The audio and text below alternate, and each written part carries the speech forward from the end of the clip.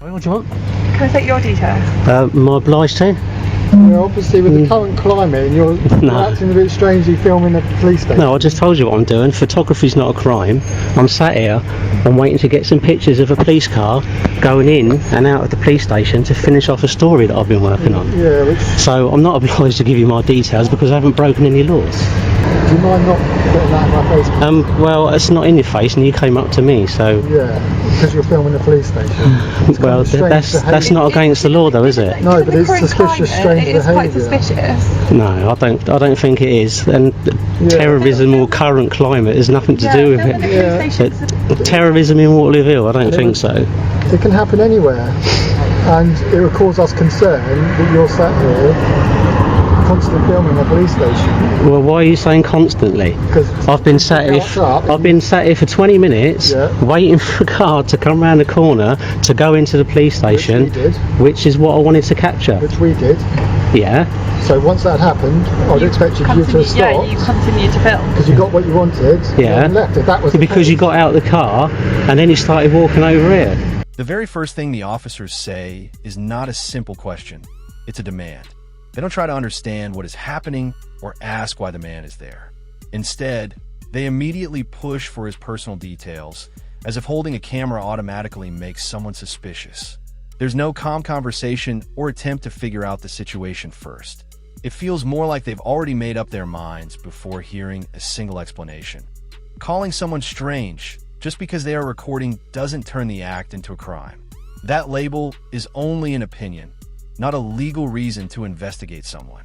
Filming in public may catch attention, but attention alone doesn't mean a rule has been broken. In public spaces, people often record videos for many normal reasons. The officers also try to point to the current global situation as a reason to question him further. But mentioning worldwide tensions doesn't create legal grounds in that specific moment. A general concern cannot replace real evidence or a clear reason. Rules require a specific basis, not a vague reference to what is happening around the world. If simply recording a public building were truly linked to serious wrongdoing, it would be illegal everywhere and at all times. But that's not the case. Many people film public places every day without any issue. Without a clear law being broken, recording alone cannot be treated as a crime. Now you just turned yours on. Mine's on already. Alright, well that's fine. Well, that's fine. You're recording me and I'm recording you. But I'm not obliged to give you my details because I haven't broken any laws. Okay? And being suspicious is not a crime either. You can appreciate though, given the current climate and terrorism being an issue, you are sat here. There's no terrorism in Waterlooville. Yeah. Oh, I understand why you come over to speak to me, but coming over and like, oh, we'll get your details, blah blah blah, I'm not obliged to do that. Obviously, I'm engaging in a conversation with you. Yeah. And I told you what I was. I'm PC Morris. I told you what I was doing. Waterlooville Police Station. All I asked was for your details. You could introduce yourself. I explained to you what I was doing. And I understand that. All I asked was for your details, for your name. No, you don't need my name. No? No, because you stick it in your computer and it stays there forever. It's not that. It was honestly from me to engage in a conversation with you. Appreciate it. Obviously. I've just spoken to my sergeant as well. Yeah. Under the Terrorism Act, with the climate as severe and the way you're acting, I will need your details. Describing the moment as a friendly introduction doesn't really match what we see. The officer already has a notebook open and a pen ready, and he jumps straight to asking for personal details. There isn't even a simple greeting first. That's not how people usually begin a casual conversation. It looks much more like the start of documenting someone rather than simply saying hello. Because of that, the explanation sounds like it may have been created later to make the situation appear calmer than it actually was. On camera, the approach feels direct and formal right from the start. Instead of taking a moment to understand what the person is doing, the focus quickly moves to collecting information. That choice alone changes the tone of the whole interaction. Then the situation takes another turn. One officer steps away to speak with a sergeant and comes back suggesting the use of serious security-related powers. That's a big jump from simply asking a few questions. When officers on the scene can't clearly explain why they stop someone, they sometimes move towards stronger measures to support the stop. If a supervising officer is comfortable approving that kind of step without a solid reason, it raises bigger concerns. It suggests the problem may not be limited to one moment or one officer.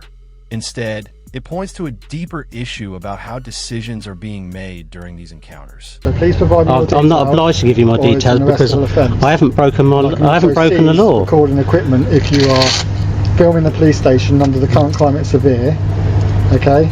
It is an That's not. And No, it's not. That's anyone watching You're your not providing videos. you can't seize my Anyone equipment. watching your videos that you are currently, say, you're live streaming, Yeah.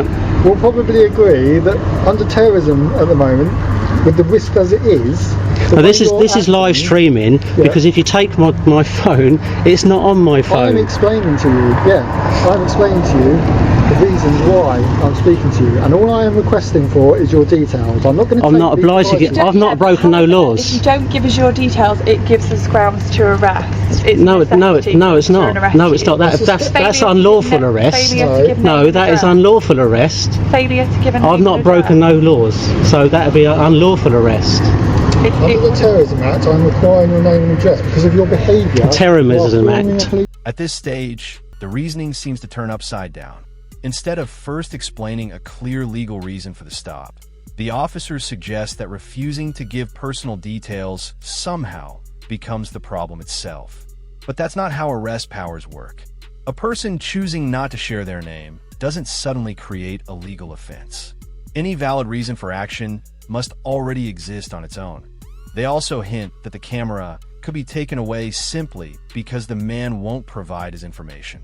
That idea shows a misunderstanding of how seizure rules actually work. Officers can't just take someone's equipment out of frustration. There must be a clear law that allows it and a real need to do so. When the notebook comes out once again, it becomes easier to see what is really driving the interaction. The focus doesn't appear to be on identifying a specific crime. Instead, it feels more like they're trying to complete a report or fill in missing details on a form. B. Why this point? The situation starts to look less like a careful investigation and more like a routine record-keeping exercise. The priority seems to be collecting information rather than confirming whether any law has actually been broken.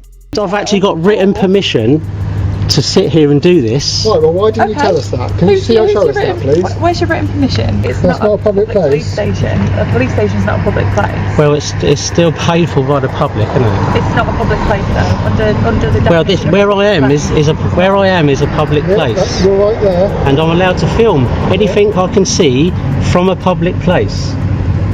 Within reason, but if your actions go beyond that and are suspicious, Well, my actions aren't gone beyond that. I've told you Yeah. exactly what I'm doing. It's a finish off the end of my social experiment blog that I was making. Well, you're still filming now, so it's. I'm filming now for my own protection. Protection from what? From you.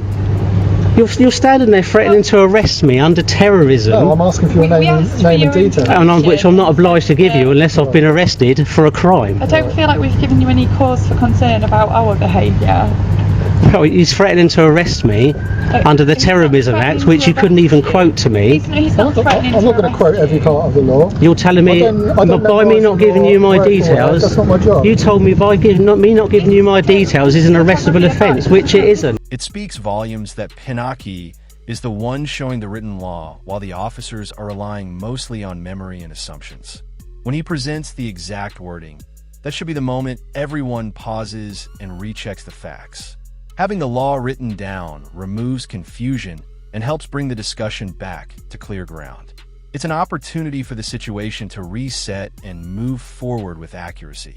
Instead of focusing on the wording, one officer shifts the argument by claiming the station is not a public place. But the real question here isn't about who funds the building. The key issue is where Pinocchi is actually standing. From what we see, he is on ground that members of the public can access freely. That difference is important. If someone is standing in an area open to the public, they are generally allowed to be there. Trying to blur that line doesn't change the reality of the location. Being in a publicly accessible spot gives him the same right to stand there as anyone else. Then comes the comment that explaining the law isn't his responsibility. That remark reveals a lot about the situation. When officers rely on legal powers during an interaction, Knowing those powers clearly is part of their duty. Understanding and explaining the law should always be a basic part of the job when those powers are being used. Not permission for you to sit Which here it isn't. at the police station, which is what you've just proposed to I am perfectly entitled to sit here and film a police station from a public space. In fact, I can even give you the law on photography. There you go. So it says that you do not need a permit to film or No, photograph I don't. in a public place. It doesn't say anything about filming or taking photographs of a place that isn't public. Photography on private land is not restricted if the landowner has given permission. I'm on public land. Yeah, but what we're But I talking can about still is the fact that you're I filming can- the police station, which is not From your house. that's not a house though, is it? No, but it's not a public place. Yeah, but if someone wants to stand outside my house in the public and film it, they're allowed to do that by law. No. There is no law There'll there's be no laws law. against that. No, there's not. Right. No, there's not. After there's permission from one of the bosses in there. I don't need permission to film the police station from a public No, as I've space. said, my suspicions are about your behaviour. It's all very strange. What's suspicious about my behaviour? You're Do you not think I'm a talking to me normally. terrorist? You're not talking to me Have I normally. got any bombs in my You're bag? quite defensive about the fact that Yes, because you've come over here to stop there's preparation. me. We asked you if You're you could trying to engage stop in me from conversation. filming. Her reply completely misses the real issue. Just because the law doesn't clearly state filming is allowed doesn't mean filming is forbidden. Laws usually work the other way around. In public spaces, people are generally free to record what they can clearly see, unless there's a specific rule that says otherwise. Without a clear restriction, simply holding up a camera isn't automatically a problem. There's also no general rule that bans pointing a camera at a building just because someone inside feels uncomfortable about it. Personal dislike doesn't turn a normal activity into a violation. In many public areas, recording is common and often completely lawful. The key factor is whether any actual rule is being broken. When that argument starts to fall apart, the attention shifts toward his attitude instead. Suddenly, the focus becomes the way he is speaking or the fact that he is asking questions. But standing firm about your rights or asking for clarification does not turn a lawful action into suspicious behavior. Being calm and direct isn't an offense. Asking officers to explain their actions is not the same as blocking them for doing their job. Try to label confidence as defensiveness seems more like an attempt to justify the discomfort of the situation rather than pointing to any real wrongdoing. And finishing my blog. You wouldn't even provide me your name. Well, that's because I don't need to. All this amounts. Because I'm not obliged to give you my name, that's You're not why. obliged. Well, However, exactly. when I approached you to engage in a conversation, and you were quite defensive. I actually didn't want a And to ask conversation. questions. If you had just gone into the police station, I would have left because I got the footage that I wanted. Yeah, but you can understand that obviously, given the fact that you're sat here filming a police station, it's quite concerning for us. Why? Officers, for officer safety. What am I going to do? You're What about to officer publish- you're about to safety? publish a video showing the registration plate of police cars in a police station. They're in public all day, every single day. Police cars. There's no privacy in public.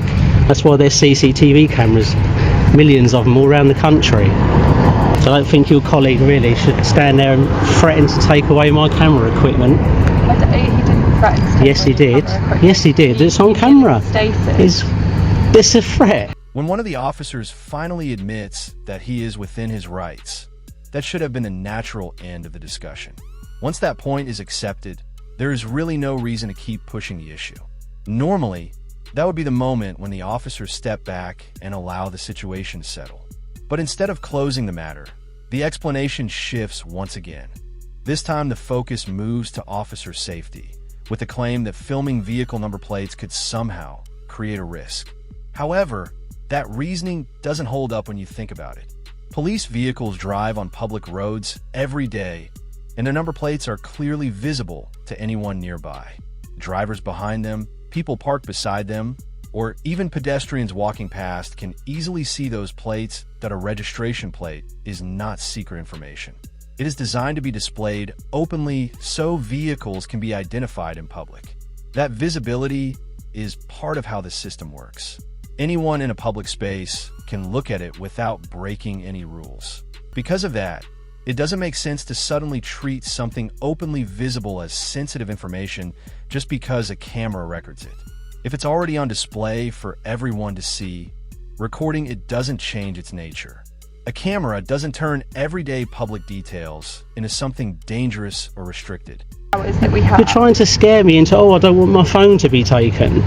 So, in order for me to give up my details that I'm not obliged to give you. If you believe that we wouldn't be able to seize your phone, why would you be recording live to a cloud so that when your phone is taken? Oh, when my phone's taken? That's what you said. Is that what you're saying? No, when my phone's... That's why I'm recording to the cloud and not onto my phone. You said that you record so that if somebody takes your phone, yep, that the videos aren't there? Yeah, that's right. Yeah. So I've still got my evidence, because I can't get your evidence off of your camera if this goes to court for me to get all my camera equipment back. Why would you assume this was going to go to court? Because if you're going to take my camera equipment, then it's going to go to court, isn't it? Why would you assume we were going to take? Because you would have unlawfully arrested me and unlawfully taken my camera equipment. You're trying to scare me into giving you my details that I'm not obliged to give you. I'm not obliged to give you my details. Well, I don't need to account. I'm sat here doing something perfectly lawful from a public space. Calling it a stop and account after everything has already happened doesn't really fix the situation. That type of interaction is meant to be a short and simple exchange where an officer asks a few questions and notes whatever a person chooses to share voluntarily. It isn't designed to force someone to hand over personal details, and it doesn't give officers special powers to demand information if there was no clear reason for the stop in the first place. Labeling it this way later doesn't suddenly create a valid basis. A name given after the fact can't change how the interaction started. The purpose of a stop and account is simply to record what someone is willing to say, not to pressure them into giving details. The officer's reaction when court is mentioned is also quite revealing. When someone reminds them that arrests or property seizures must stand up to legal review, that should be completely normal.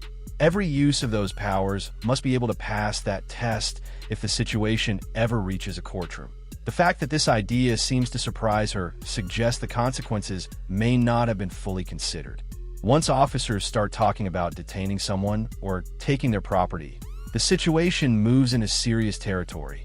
At that point, the decision has to be strong enough to hold up not just on the street, but also under careful examination later on. The Terrorism Act and threaten and trying to intimidate me. Giving their details is a necessity that we can use for an arrest. By making me think he's going to take away my camera equipment. He didn't say that it was a threat that he was going to arrest you at all. Okay. Am I being detained? Sorry? Am I being detained? No, it's merely a stop and Okay. account. I mean, if you do leave, obviously we do have powers.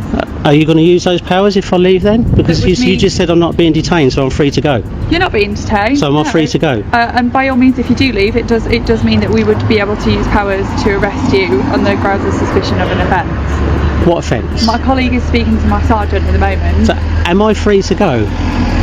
That's obviously your decision. And I'm not being detained? That's obviously your decision. And I'm free to leave? Am I free to leave? What's that mean? As I've just explained to you, it's a stop and account. Have I broken any laws? At the moment, you are filming a police station. That's not breaking the. That's not breaking the law. Which is why me and my colleague came over to speak to you. That's not breaking the law, though, is it? As I explained to you, my colleague has basically gone to speak to my sergeant to discuss. Right. Are you detaining me here? I'm not detaining you. Right. So am I free to leave? I would suggest you didn't leave. Am I free to leave? I would suggest you didn't leave. Why? I would suggest that you didn't leave. Why? I have answered your question. What you do next is up to you. Well, I know what next is up to me, but you just said I'm not being detained, so therefore I'm free to leave because I've broken no laws. The next move is yours. I've asked you to wait. Okay, I don't want to wait. I'm going to leave and I'm going to go home. Okay? The clearest moment in the whole interaction comes when Pinocchio asks a simple, direct question: am I being detained? The answer is no, and that answer matters. If someone isn't being detained, they have the right to leave. It's that simple. There's no gray area. Freedom to go means freedom to go. Yet the moment he begins to exercise that right, the tone immediately changes. Suddenly, there are statements about having the power to stop him, and even vague threats of arrest based on unspecified suspicion. That contradiction reveals far more than anything said earlier. Legal powers don't turn on and off depending on whether someone steps away. They exist under strict conditions, not shifting moods. There's also a bigger problem in how seriously these terms were treated. Arrest was suggested without a clearly defined offense. Seizing equipment was discussed without a proper legal basis. Even terrorism laws were floated as a fallback. Using powerful legal tools so casually erodes their legitimacy. These aren't casual phrases. They come with strict rules for a reason. The interaction closes not with confrontation, but with exposure. Pinocchio simply walks away because nothing concrete justified holding him there. No detention was properly established. No offense was identified. There was no lawful foundation that could stand beyond that sidewalk. The officers wore the uniforms. They mentioned the powers, but the substance never appeared. When someone can leave freely after all that talk of arrest and seizure, it shows exactly how weak the supposed grounds really were. If you found this breakdown useful, make sure to like the video, share it, and subscribe to support the channel and keep accountability in the spotlight. I'm the Audit Assessor, and this was episode 19. See you next time.